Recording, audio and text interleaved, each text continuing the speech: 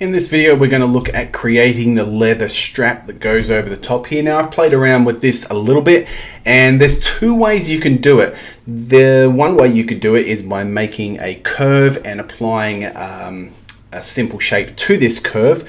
It doesn't quite always look right though, and it takes a little bit of time to get to look really good. So instead, what we're going to do is use a cloth modifier and then apply this cloth modifier after we're done. So I've already kind of done it here. It looks a little bit funky there, but we'll fix that up. I'm just going to hide this cylinder. And once again, we're going to add in another cylinder. So this is going to be a cylinder here. It's going to have no cap though.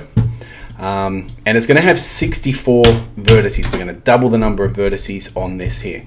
We're going to bring this up to the top area. I'm actually going to rotate it along the x-axis 90 degrees like so, and then I'm going to hit Control A and apply all transformations to it. I'm going to go into edit mode and scale this up quite a bit like so, and I'm not worrying about its location at the moment. I'm also going to scale it inwards, so in this case mine is the Y. Scale it into about that width there. Bring it up a little bit more so it kind of sits on top there. So that's pretty good there. Now we're going to add a few modifiers to it. We're going to add in a solidify modifier. I'm going to give it some thickness, kind of leather strap thickness. That might almost be too much. I'll scale. If, like, I've made a mistake here, and when I go to scale it, it's now scaling it down here.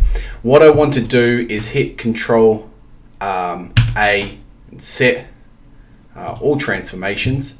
That's still going to actually break it, so I need to right click on it, set the origin to the geometry, and that way when I scale it, it will go in there. So I'm going to do that and then bring that down to there. That actually looks more like the length that it should be. I'll go in here and I'm going to scale it along this y-axis a little bit more, just because when I scaled it, it kind of ruined it. Alright, now what I need to do here is I'm actually going to make a little bit of a change to this. I'm going to turn on proportional editing, and I'm going to grab just maybe one of these faces and hit G and move it over here, kind of like this.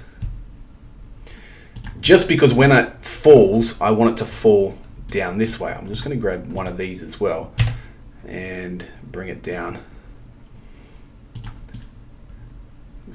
I want to sit this part on here. So it's going to, I might need to turn proportional editing. No, I'll keep it on. And we'll hit G and Z and I'll just bring that in. Oops, the up arrow key will bring it in, the up mouse, bring it in and kind of sit that there. All right, now that's kind of going to fall that way.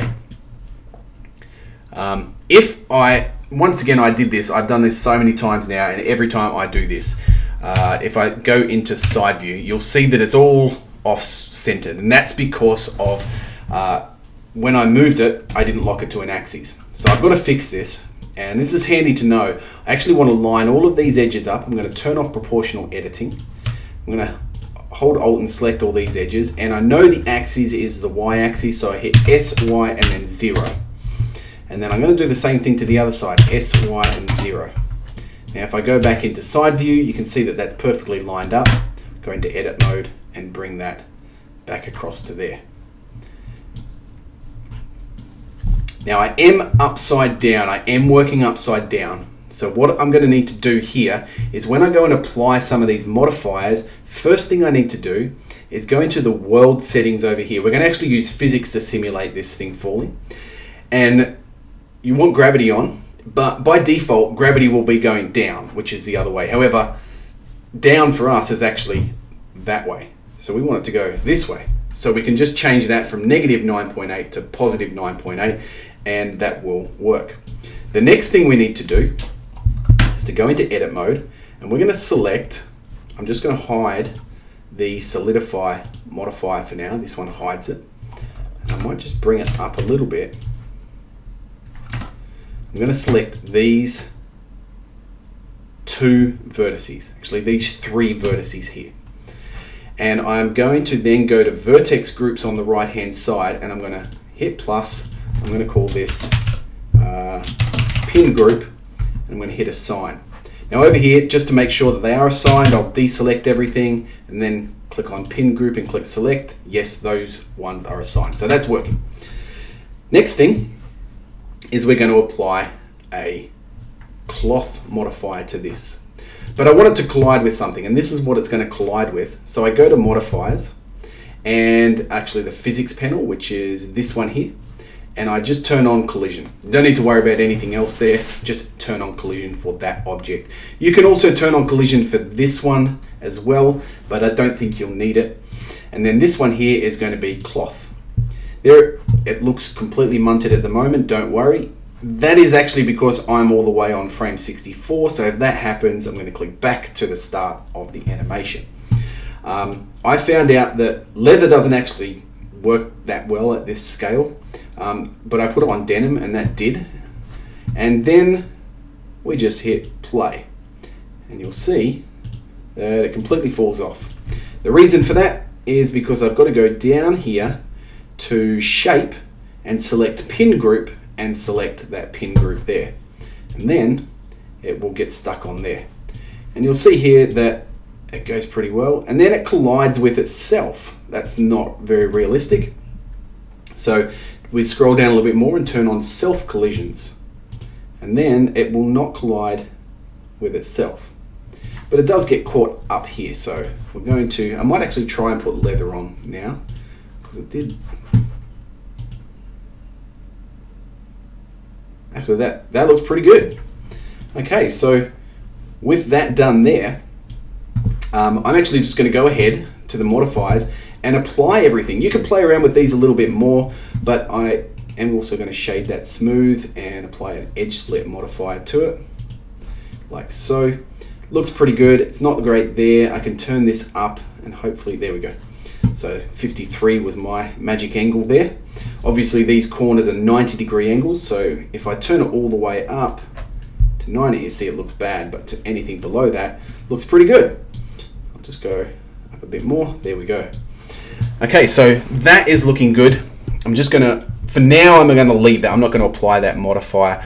Actually, I will, because what will happen is if I happen to go back to here, this will reset. So I'm just gonna apply that from the top down, apply the cloth, and I can apply the edge modifier. That way, if I go back to the start of the animation, this hasn't changed. So I might just move this a little bit to the left. I'll go into this one here again, and I'll edit this. Select that top face and hit inset and extrude it up so it kind of has a thing to slide through. I may grab this and just move it up a little bit so it wasn't intersecting there. Alright, so that's looking pretty good. It may even be a bit too big, in which case I can just scale it down, hit GZ and kind of lock that into there, maybe rotate it a little bit. All this is up to you, how you do this part. It doesn't have to be perfect, but it should look pretty good. I might undo that. And